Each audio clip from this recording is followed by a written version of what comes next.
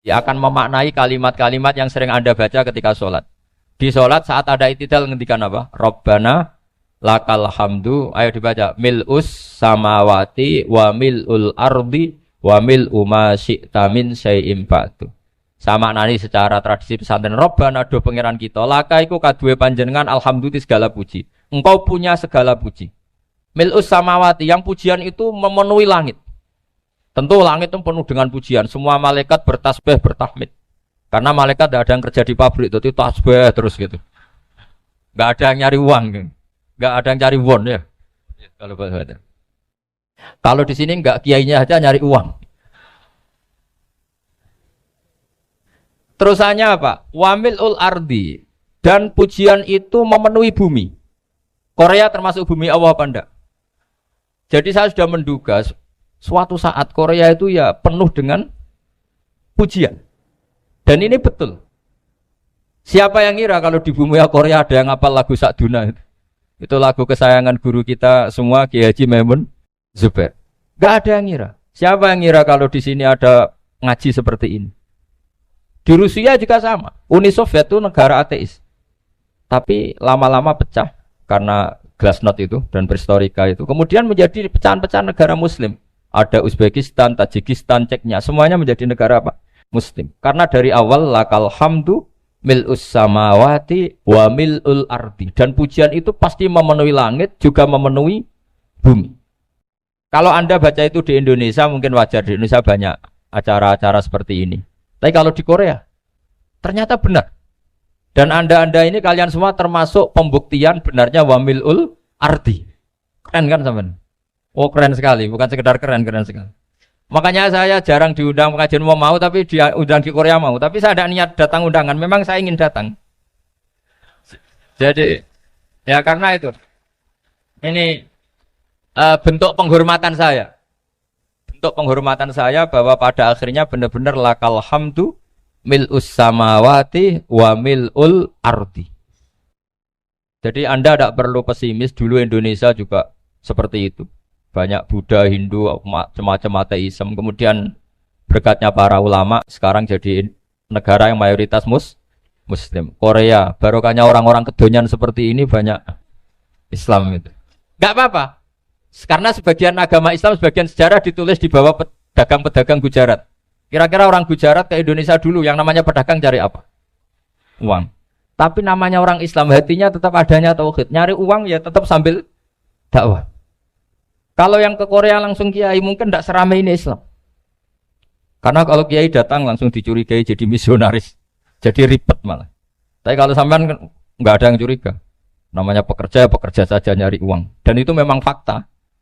Cuma kadang ya sadar terus ya bagus lah seperti itu. Nggak apa-apa. Maksud saya ini saya memberi support, memberi tasjek bahwa Allah itu luar biasa. Jadi kalau ingin menyebarkan agamanya macam-macam. Kadang kiai tidak bisa mengislamkan orang, itu anak-anak mahasiswa pacaran, itu banyak yang pacarnya itu masuk Islam. Tapi sampean jangan bilang pacaran halal, ya tidak pernah. Tapi Allah kalau menghendaki memberi hidayah itu jalannya macam-macam. Ada yang lewat kerja, coba yang bayangkan ada tahlilan di Korea itu semua kiai tidak pernah bayangkan. Tapi setelah banyak pekerja di sini, kemudian mereka insaf atau sedang insaf, tidak tahu ini. Sampai kapan insafnya juga tidak tahu. Tapi yang jelas ini hebat. Ini apa? Hebat. Tahu-tahu ya seperti ini. Makanya iman saja Rabbana lakal hamdu mil'us samawati wa mil'ul ardi. Masih ditambahi wa mil'u ma syi'ta min syai'im ba'du. Karena Allah itu zat yang tidak terperikan, zat yang tidak terbatasi. Maka pujian di langit dan bumi ini masih kurang. Masih ada apa saja yang nanti akan dipenuhi oleh pujian kepada Allah Subhanahu wa ta'ala. Wa mil'u ma syi'ta min syai'im ba'du. Dan pujian kepada Engkau ya Allah akan memenuhi semua ruangan yang Engkau kehendaki. Mungkin suatu saat negara-negara yang sekarang yang paling minim Islam itu di Amerika Selatan, kayak di Argentina dan sebagainya. Nanti suatu saat juga penuh dengan pujian karena tetap Rabbana lakal hamdu mil'us samawati wa mil'ul ardi wa mil'u ma syi'ta min syai'in ba'd. Saya di Jogja setiap akhir ngaji saya ajarin wiridan. Mungkin wiridan ini tidak asing bagi jenengan karena sering saya baca Subhanallah wa bihamdihi adada khalqihi wa ridho nafsihi wa zinata arsyihi wa midada kalimat. Bahwa kita memuji Allah itu adada khalqi, sesuai jumlah makhluk Allah. Semua makhluk Allah meskipun kelihatannya mengecewakan, ini semuanya memuji sama Allah Subhanahu wa taala. Meskipun kadang kita kecewa, kadang kita tidak cocok. Coba barokahnya Anda ini agak-agak kecewa gitu dengan Indonesia karena nggak menyediakan lapangan kerja untuk Anda. Tapi ya nggak kecewa-kecewa amat ya, agak-agak saja. Karena Anda tetap semua mencintai Indonesia. Gara-gara agak-agak kecewa cari negara lain. Akhirnya di Korea, ada yang di Jerman, ada di Inggris. Tapi bawaan pernah ngaji di musola, Islam ini ke bawah. Sehingga karena Islam ini ke bawah, tahu-tahu ada komunitas yang memikirkan Islam. Umumnya orang mikir Islam itu ya bikin masjid. Kalau di Korea unik, nyewa apa? Nyewa gedung untuk masjid. Itu kalau diceritakan di Indonesia aneh. Ini masjid sewaan. Masjid. Tapi kalau di sini lazim, karena kalau beli mahal ya cukup sewa. Saya tidak tahu kalau dalam terminologi agama tempat Anda sujud ini nanti jadi saksi di akhirat. Itu yang permanen apa yang sewaan tidak tahu. Jadi nanti bumi ini tanya, ya saya ya Allah pernah dipakai sujud, tapi setelah 1 tahun nggak kuat menambah lagi. Makanya saya dukung tadi yang ada gerakan masjid apa. Sebenarnya permanen nggak permanen itu tetap bagus, ada usah memaksakan. yang jelas saya sudah ikut nyumbang lelang tadi, dan saya berharap uang itu benar-benar untuk masjid. Kalau untuk takmirnya juga nggak apa-apa, yang penting untuk menghidupi masjid. Saya juga termasuk kiai yang nggak suka kalau hukum itu terlalu fanatik. Misalnya uang ini untuk masjid, kemudian imamnya diterlantarkan. Karena alasannya ini untuk masjid. Imam kan tidak masjid. Nah ini kalau imamnya nggak diservis, kemudian mutung terus pulang ke Indonesia. Ini jadi masalah. Tapi saya juga nggak suka kalau ada negara gitu. Betul-betul saya tidak suka. Yang imamnya itu terlalu diservis. Ini buruk sekali kan. Pernah ada anekdot, ini anekdot tapi nyata. Ada negara yang sangat sehat, ya. Islamnya sangat sehat. Itu imamnya 1 bulan tuh digaji 70 juta. Kira-kira 70 juta dibagi 1 hari berapa? 5 sholat ya? 5 kali 30 berapa? Kira-kira saja. 150. Berarti per sholat dapat berapa ya? Kira-kira. Kan biasa potong gaji kalau... berapa kira-kira? Singkat cerita, si kiai dari luar negeri tadi cerita, apa Indonesia? Kiainya miskin-miskin, datang ke masjid kan kadang pakai ontel, adzan sendiri, qomat sendiri, sholat sendiri kadang. Itu nasib orang-orang Sragen dan Salatiga sebagian. Itu yang lapor karena mereka itu. Kalau Rembang insya Allah enggak. Tapi ada semuanya Salatiga, sebagian begitu. Itu yang cerita kiainya, bukan ini bukan hoax, memang kiainya cerita. Nasib kiai di Salatiga Gus katanya. Itu digojlok, tapi tetap sholat. Sehingga cerita orang tadi cerita, imamnya di sana naiknya Mercy, muadzinnya pakai BMW. Itu tetangga sebelah Indonesia banyak yang fasilitas imam seperti itu. Karena gajinya sampai 70 juta. Setelah dia cerita bangga karena negaranya mengapresiasi imam sholat, sama ke Indonesia dia omongin gini, makanya kamu sholat terus, takut potong gaji ya. Gitu. Itu kagetnya bukan main dia. Dikira itu satu sifat kelebihan negaranya, ternyata buruk sekali karena imam sholat karena takut potongan gaji. Akhirnya ke Indonesia bangga, alhamdulillah kita sholat tanpa gaji. Dan tetap sholat. Keren mana yang digaji sama Anda?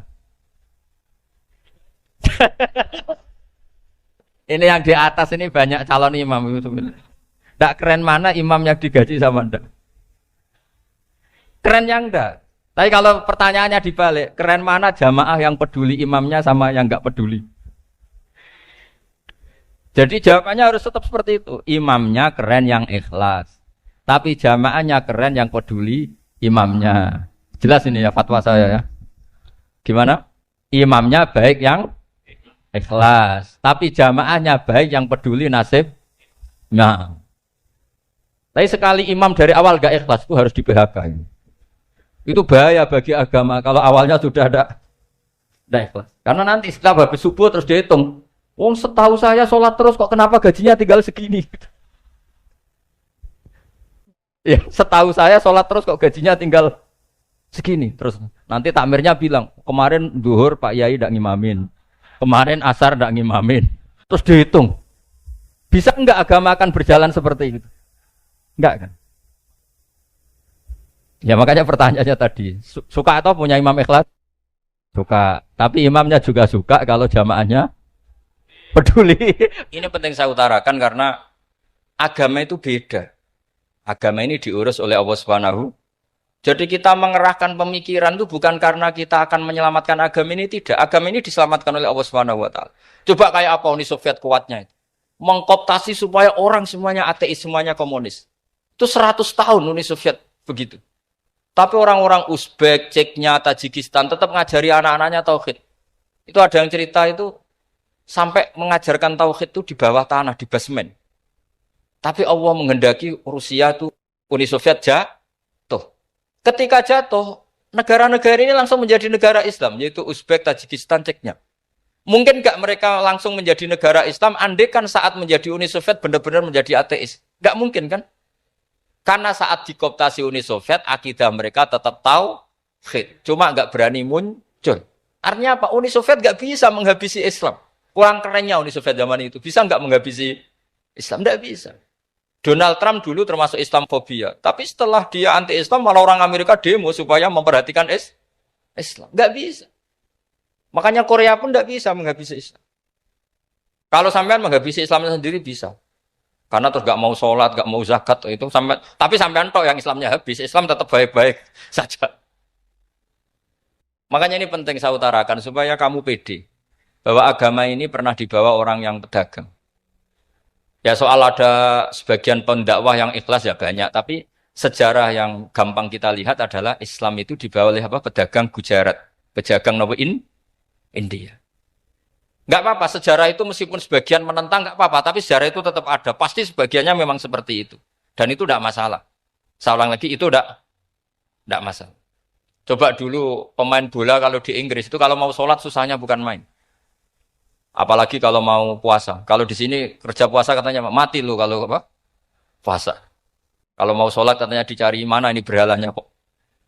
Kata orang-orang ateis kan gitu, dicarikan patungnya. Kali ini sholat kok gak ada patungnya, ini gimana ini. Ya ngalamin gitu. Tapi Allah Maha Kuasa. Banyak investor mana itu Dubai atau Qatar yang tertarik investasi di dunia bola. Kayak Sulaiman Al-Fahim makanya beli Manchester City. Itu sekarang pelatihnya negara orang sholat gak berani. Bahkan di tengah stadion dibangunkan masjid. Kalau sampai daftar jadi muadzin bisa. Apa nyanyi Sakduna di sana juga bisa. Dulu Aljazair bencinya bukan main. Apa Perancis sama orang Islam itu bencinya bukan main. Barokahnya Zidane pemain bola. Dan juara dunia. Terus Zidane turunan Aljazair. Akhirnya orang Perancis itu mencintai Islam. Itu barokahnya sepak bola. Allah punya sekian cara untuk mengenalkan Islam. Di Prancis dikenalkan lewat pemain sepak bola. Nah di Korea ini yang agak unik dikenalkan lewat pecinta wow. Saya jamin ini tidak apa-apa, sudah tidak apa-apa, sudah aman, pokoknya aman. Saya jamin aman. Pokoknya alhamdulillahilladzi hadana lihada wa ma kunna linahtadiya laula an hada. Karena agama ini dibawa oleh Allah Subhanahu wa taala, yang menjaga juga Allah Subhanahu wa taala. Sama tidak usah khawatir. Kalau ada kelompok tertentu yang mengkhawatirkan Islam, sekarang Islam bahaya gini-gini, itu kurang roja, itu kurang optimis itu. Harapannya sama Allah tipis, harus ngaji lagi. Agama ini limangka nayarjuwa hawal yaumal akhir. Agama ini bagi yang terus-menerus berpengharapan kepada Allah Subhanahu wa ta'ala. Agama ini limangka nayarjuwa, coba bahasa Arabnya roja, yarju, rojaan. Maknanya harapan. Jadi agama ini bagi yang selalu berpengharapan, bukan yang pesimis. Bukan yang hati kecil. Apalagi yang tukang putus asa. Coba agama ini begitu luar biasa dibawa orang yang macam-macam. Di Prancis dibawa oleh pemain apa? Bola. Ada masjid di Inggris itu ya dibawa mahasiswa-mahasiswa itu yang dulu sebagian yang nggak pernah ngaji, setelah di Inggris bikin komunitas pengajian. Di Korea dibawa di pecinta apa? Tapi lama-lama cinta Tuhan. Karena ya memang sebenarnya sudah cinta Tuhan.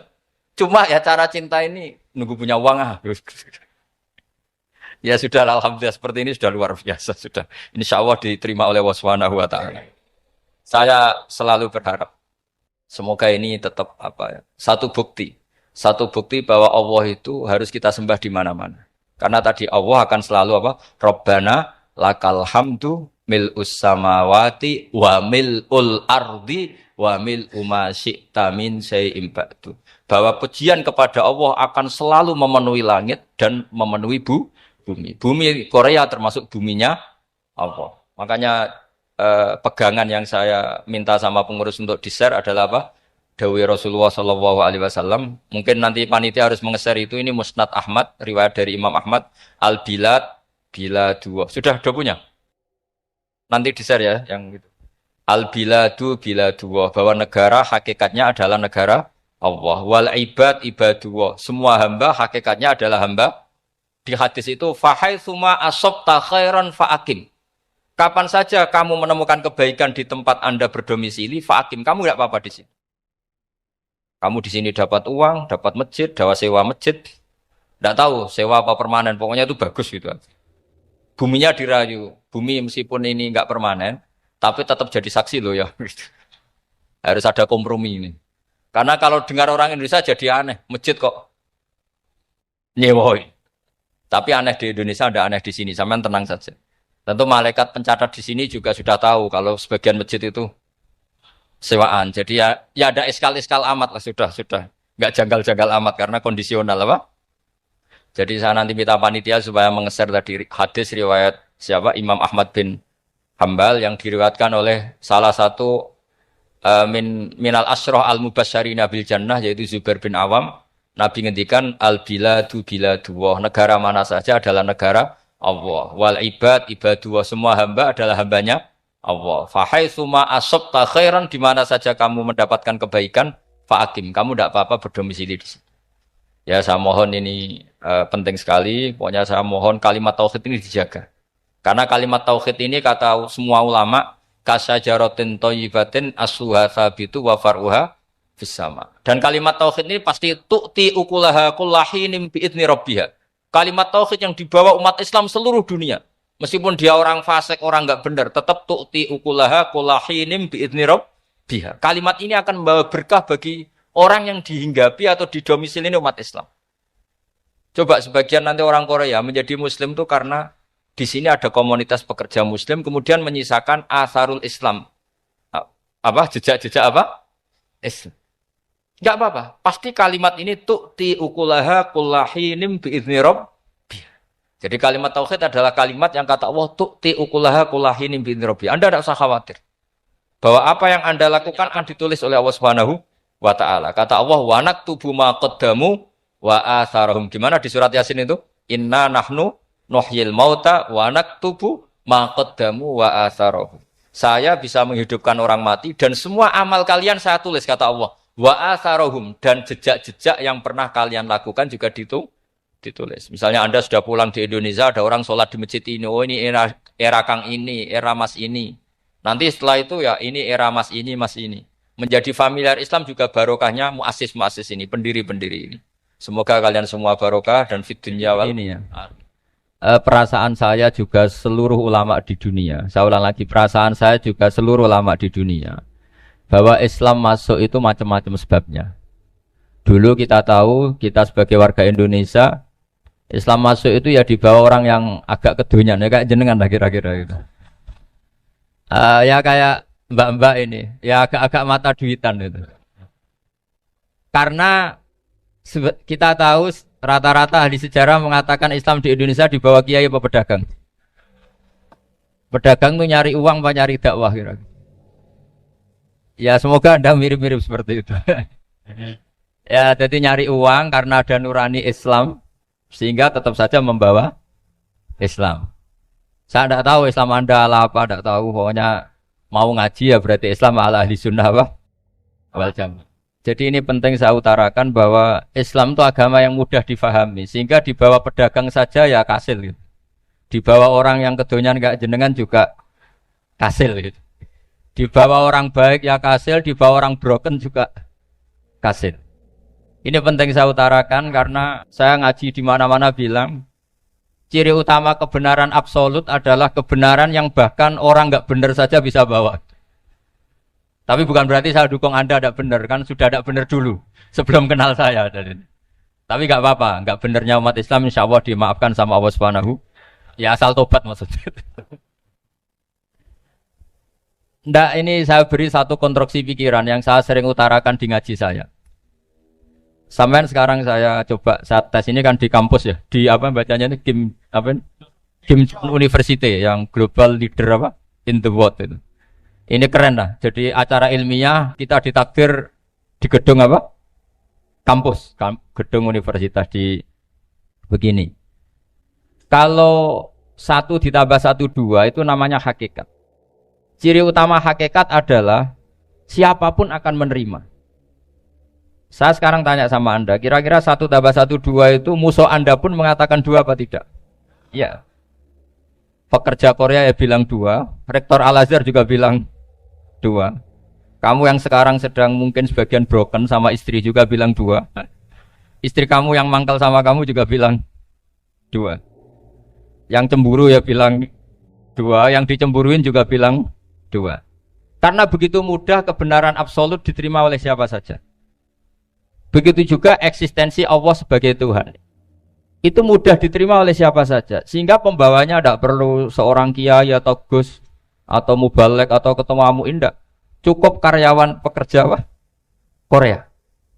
Karena kebenaran absolut itu kebenaran yang mutlak. Siapa saja yang waras pasti ngakui. Kira-kira orang yang berpikir sehat pasti berpikir begini, ini yang diajarkan Quran. Bumi ini kadung wujud. Sudah wujud kadung wujud, punya eksistensi. Mungkin enggak sesuatu yang wujud kemudian disebabkan oleh sesuatu yang nihilisme, yang tidak ada. Mungkin enggak? Enggak mungkin. Yang namanya penyebab itu harus sesuatu yang wujud.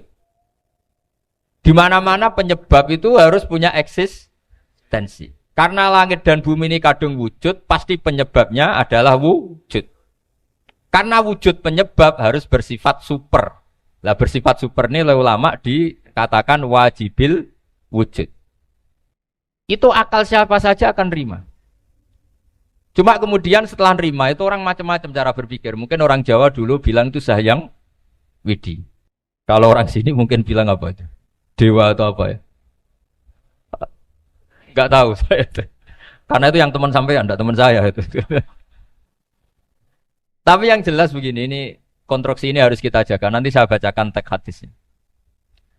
Kebenaran sejati ciri utamanya adalah ada absolutisme, ada kebenaran mutlak. Ciri utama kebenaran mutlak adalah diakui bahkan oleh siapa saja, termasuk oleh orang fasik. Orang fasik itu orang nggak benar. Misalnya ada imam masjid besar Istiqlal, ditanya 1 tambah 1 bilang apa? 2. Nanti kira-kira yang lonte juga bilang apa? 2. KPK juga bilang koruptornya yang ditangkap 2. Nah, eksistensi Allah sebagai Tuhan ini kebenaran yang absolut. Maka agama ini juga boleh diterima oleh siapa saja, termasuk oleh orang fasik, orang nggak jelas. Ini penting saya utarakan karena sekarang marak kelompok yang mengatakan orang Islam kalau zina menjadi tidak muslim, orang Islam kalau korupsi menjadi tidak muslim. Salah sedikit tahlilan jadi kafir, percaya wasilah jadi itu tidak benar seperti itu. Karena kebenaran eksistensi itu kebenaran yang nggak bisa diganggu gugat. Seperti Anda ini kan warga Indonesia. KPK ya warga Indonesia, koruptornya juga warga. Apa setelah dia korupsi lalu tidak warga Indonesia? Tetap warga. Orang yang meyakini kalimat tauhid setelah dia salah, apa terus tidak tauhid? Kan tetap ya? Maka dia tetap Ini penting saya utarakan. Kalau seorang warga Indonesia yang koruptor, yang macam-macam saja tetap warga Indonesia, padahal banyak kesalahan. Karena status warga Indonesia adalah status yang permanen.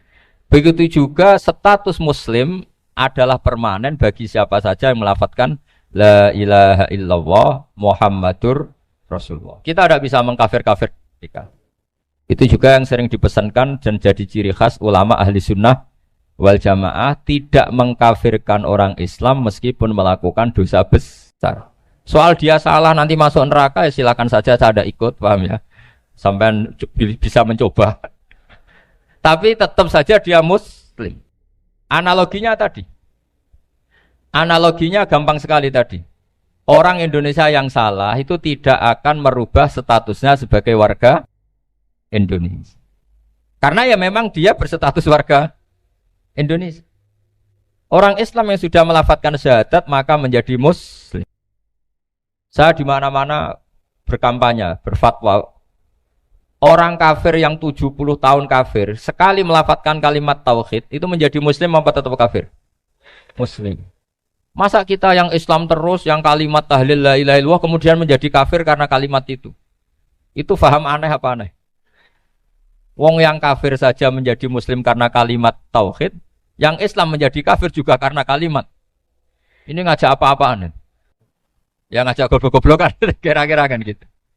Ini penting saya utarakan karena ini penting. Nah, setelah kamu yakin tauhid, ciri utama tauhid itu apa? Menstatuskan sesuatu sebagaimana hakikatnya. Misalnya bumi Korea, ini statusnya tetap buminya Allah. Maka dari awal saya husnudzon sekali sama Allah Subhanahu wa taala bahwa suatu saat di bumi mana saja itu ada tahlil. Enggak ngira kan ada ateis di sini, bumi ateis kemudian ada tahlil. Ada sakduna, ada macam-macam. Ini penting, jadi saya mensupport Anda, mensupport kalian semua bahwa agama ini akan diurus oleh Allah Subhanahu wa taala. Makanya Sayyidina Umar radhiyallahu anhu kalau disuruh mikir agama itu tidak mau. Tidak mau betul. Ketika Umar jadi khalifah itu puncak keemasan masa Islam. Semuanya stabil, semuanya hebat. Sampai Irak, Iran zaman itu Persia masih semuanya Mesir, itu semuanya ikut Islam. Ketika Islam pada puncaknya, yang dikhawatirkan oleh masyarakat adalah begini, lalu setelah Umar itu bagaimana? Islam setelah dipimpin orang yang tangguh, yang kuat, yang waroi, yang zuhud. Lalu setelah Umar itu gimana? Tapi Umar disuruh mikir gak mau. Sampai setiap Abdullah bin Umar jalan-jalan di kampung-kampung, itu abahnya dianggap pecundang. Tahu sampean pecundang? Orang yang gak tanggung jawab. Karena orang-orang bilang gini, ya Abdullah bin Umar, bagaimana pendapat Anda kalau ada penggembala kambing di tengah hutan atau di tengah padang rumput, kemudian dia ninggal gelanggang kambingnya. Kamu anggap penggembala ini gimana? Oh itu penggembala yang zalim itu. Pasti kalau kambing ditinggal ya kacau. Apalagi ini ummatu Rasulullah Shallallahu Alaihi Wasallam. Ini abah kamu tidak pernah wasiat, tidak pernah ngatur suksesi. Lalu Islam setelah dia bagaimana? Suruh dia ngomong penggantinya siapa? Karena beliau sudah sepuh, harus ada suksesi. Akhirnya Abdullah bin Umar lapor ke Umar. Ini gimana bah orang mengkomplain begini. Apa kata Umar? Agama itu beda dengan kambing katanya. Agama itu milik Allah Subhanahu. Mbok saya pikir, tidak saya pikir tetap jalan. Nah ini terbukti. Jangan ulama ya ndak, mufti ya ndak, tapi bisa menjalankan agama. Kalau agama sampean pikir malah rusak. Sudah pokoknya lakukan saja, tidak usah dipikir. Akhirnya betul. Karena agama ini milik Allah. Soal kita serius memikirkannya itu karena khidmah. Karena kita ingin berbakti pada agama. Tapi Anda tidak boleh berpikir kalau agama ini butuh pemikiran Anda. Beda loh ya. Kita khidmah agama serius karena kita ingin mengkhidmai agama. Tapi agama ini tidak pernah butuh kita, karena agama ini akan diurus oleh Allah Subhanahu. Coba pas sampean kecil, orang jilbaban di Indonesia itu banyak apa banyak sekarang? Banyak sekarang. Kiainya mutu orang dulu apa mutu orang sekarang? Tapi perkembangan Islam itu ramai sekarang apa ramai dulu? Ramai sekarang. Islam menyebar di seluruh dunia itu zaman Wali Songo, zaman sampean keren mana?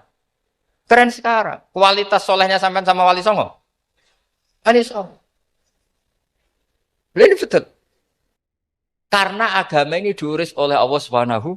Sayyidina Umar, agama ini innallaha ta'ala yahfadzu dinah.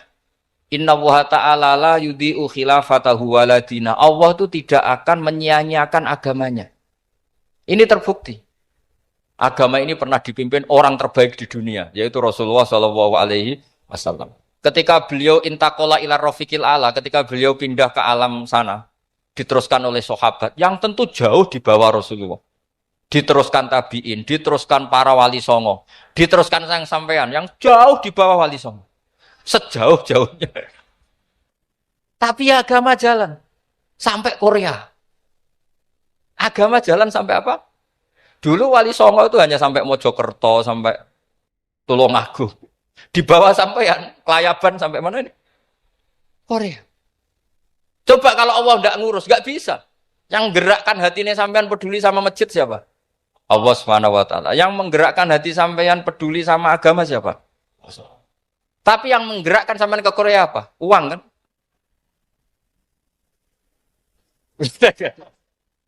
Enggak, enggak apa-apa, jujur saja, jujur. Ya, santai aja. Ini bagian dari keramatnya jenengan. Niatnya agak bener tapi dibenerin Allah di sini. Dari awal niatnya kan uang gitu. Tapi setelah di Korea dibenerin Allah. Mbok ingat agama gitu. Keren kan? Makanya yang syukur sama Allah Subhanahu wa taala. Yang bisa hanya Allah taala. Makanya dalam dunia kiai selalu baca apa? Alhamdulillah alladzi hadana li hada wa ma kunna linahtadiya laula an hadana Allah. Alhamdulillah kita diberi hidayat seperti ini. Kalau tidak Allah tidak bisa. Sudah mata duitan, kadang istri ngomel, mertua tidak percaya. Sudah setengah-setengah broken gini di... Saya tidak tahu sampai ke Korea itu karena broken pas saking sayangnya keluarga. Potensinya hanya dua. Dibela-belain kerja demi keluarga, atau agak broken maka ke sini. Tapi apapun potensi itu tetap baik. Itu takdir sudah, itu takdir, tidak usah dibicarakan. Semua itu apa?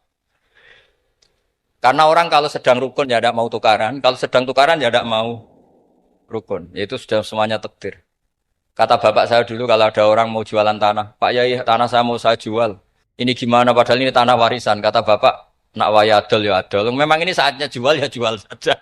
Nanti kalau kaya saatnya beli ya beli saja. Karena kalau sudah saatnya jual mau beli ya nggak mungkin kan. Mau memang saatnya jual. Kalau sudah kaya kan nggak mungkin jual tanah. Saatnya beli.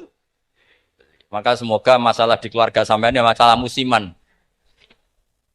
Maksudnya yang tukarannya ini musiman, yang rukunnya permanen. Jangan tukarannya permanen, rukunnya musiman. Setelah melihat yang lebih cantik, katut babon, nggak tahu saya nggak tahu. Nah ini semoga katut masjid ini bagian dari kafaroh sampean itu. Jadi kafaroh kesalahan-kesalahan di sampean. Assalamualaikum warahmatullahi wabarakatuh.